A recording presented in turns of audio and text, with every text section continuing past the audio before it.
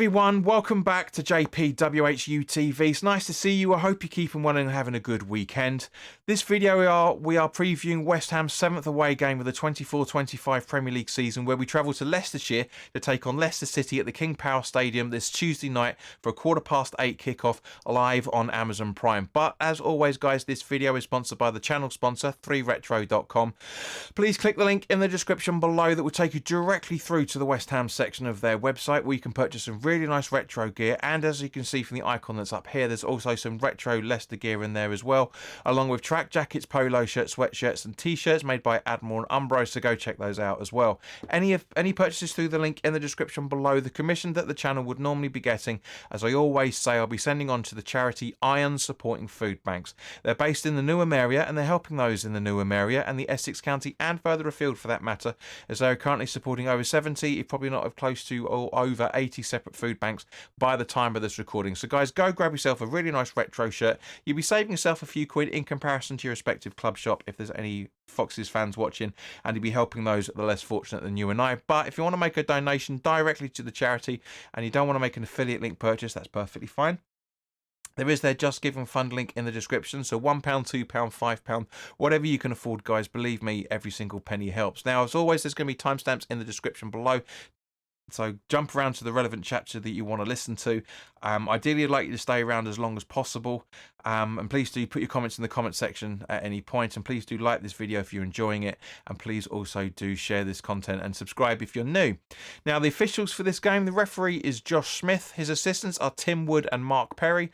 The fourth official is Darren Bond. On VAR, we have Neil Davis, and his assistant is Jared Gillett. So, yeah, I'm not really sure who these guys are. I'm hoping because it's on Amazon and we're not really aware of who these guys are, then that means we're going to have a relatively impartial set of assistants, unlike what we had against Arsenal. That was ridiculous. Anyway, I've already talked about that. Go check that out. But anyway, now with Leicester, Steve Cooper was sacked last week and Ruud van Nistelrooy was appointed towards the end of last week, or this week I should say, appointed towards the end of this week. As the new manager. Obviously, we know him as he was interim manager at Man United for a few days, a few games even. So we'll have to wait and see what he does with that at Leicester. I don't know what he's like in any shape or form, so I can't really comment. It'd just be interesting to see what happens, and I hope his first game in charge is a loss. I really do. Now, his last 6 games. So our last 6 games at the King Power Stadium, obviously apart from last season where Leicester were down in the Championship and they beat us on the last day of the season beforehand and still got relegated. I felt sorry for them at that point. I'm not a big fan of Leicester, but I did feel sorry for them. It's never nice being relegated when you've had a win as well, for that matter. Not that we've known that, but it's not a nice feeling anyway. Our last 6 performances shows we've won twice, drawn twice, and lost twice at the King Power, scoring 10 and conceding 9. J-Lo was managed against Leicester away, which was April last year, I should say, at the end of last season, where Wolves lost 2-1, and he was using a 4-4-2-6-6 formation, if that means anything to you. Now, Leicester are, at the time of this recording, 16th in the table after 2 wins, 4 draws and 7 losses, scoring 16 and conceding 27 goals on 10 points. The Footy Stats home table shows Leicester 16th with 1 win, 2 draws and 3 losses, scoring 6 and conceding 9. Now, Leicester's style of play under Steve Cooper, so I don't really know if it's going to be that much of any more relevance. I mean, it will be for probably another few more games, but there's a very good chance we'll probably see them the way that we're playing on Tuesday night, which is basically they were playing with width, attacking down the right and playing in their own half. They are very strong at coming back from losing possessions, obviously apart from the Brentford loss. Strong at finishing scoring chances and protecting the lead, but are weak at keeping possession, defending set pieces, avoiding fouls in dangerous areas and stopping opponents from curating scoring chances, but are very weak at defending against attacks down both wings.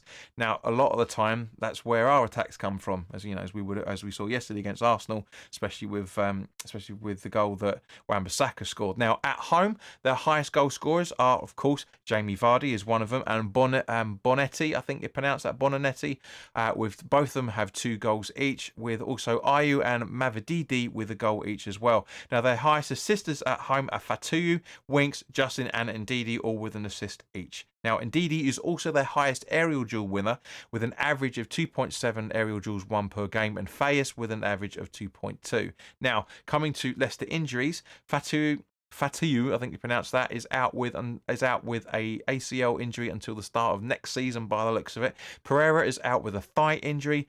Stolarczyk, I think you pronounce that, is out with an ankle injury. Harry Winks is out with a pelvic injury. At the time of this recording, all three have no confirmed return date. There is a chance that there's a 25% chance that Harry Winks will be fit for the game on Tuesday, but because it's 25% chance, I wouldn't really take that too much as gospel. Okili has picked up a knock in the first half of their away game against Brentford on Saturday morning, or the lunchtime kickoff, I should say, so he's being assessed at the moment, so we'll have to wait and see on that. Now, so turning to West Ham, if you haven't already done so, guys, please do go and check out the West Ham versus Arsenal full-time thoughts video that went up earlier today. If you want to click on that, the card is up here. But please come back very quickly and listen to the rest of it. Mo Kudus is now eligible to return into the starting 11, which is fantastic news for us. We haven't really missed him, but we've needed him at the same point, if that makes any sense. Now, obviously, Fulkrug is still suspended, but that's it in terms of absentees and injuries and suspensions. So that's at least as been able to find at the time of this recording. I don't remember anybody having that much of a knock. Maybe Somerville. I don't really get his substitution for Alvarez at the half-time point, but we'll have to wait and see. Of course, with the official teams. Now, of course, because we played yesterday and we're playing on Tuesday night as well, there's going to be rotation as a result of it. Now, in terms of my starting 11, I've made 7 changes, including the goalkeeper. Just because I do think we need a bit of a fresh change as well, for that matter. I know a lot of you guys are going to criticise me, saying, well, J-Lo's not going to do that, and why are you making so many changes? Because it's you've put out an FA Cup run out starting 11. I don't think I have, but I know there's going to be people that are going to criticise me for having so many changes. But I do think, because of the games are coming quick and fast, we do need to have rest for some key players. Not that I'm writing Leicester off in any shape or form. They're always tricky to play against. But I do think, even though with these rotational changes that I've made, including a couple of juniors, I do still think this is a side that can get something out of it. I'm not saying this J-Lo's going to do this in any shape or form. So put your comments in the comment section below. Let me know what starting 11 that you would put out. But this is the one that I would put out if I was in charge, because of the short turnaround of games. Areola in goal, with a back four of Soufal, Tobido, Casey and Creswell. Irving in the hole, with Souček in front of him, supporting Kudus, Earthy and Somerville, with Ings up front. Thank you, everybody, for making it this far, right towards the end of the video. Not many of you guys do, unfortunately, because your attention spans only seem to be about 3 minutes. And we're looking at least a 10-minute, not close to 10-minute video. But thank you very much to everybody that has. As always, put your comments in the comment section below if you haven't already done so. Please do like if you haven't already done so as well, because the more likes these videos get, the more advertising it gets on YouTube, and therefore more people watch it, and the more likes, etc., etc. So, yeah, guys, have a great one. We will be doing the watch along, going live from around about 8 o'clock. So keep an eye out for that as well. But in the meantime, have a fantastic start to your week. Rest up. I know it's been a miserable day so far in terms of the weather, and it's not exactly going to be great in the coming weeks either, for that matter, because we are headlining in literally 3 weeks' time. It's going to be the official start of winter. So make sure you're not burning yourself, but you're not freezing to death either, for that matter. But in the meantime, have a great one, guys, and I'll see you very soon. All the best now. Take care.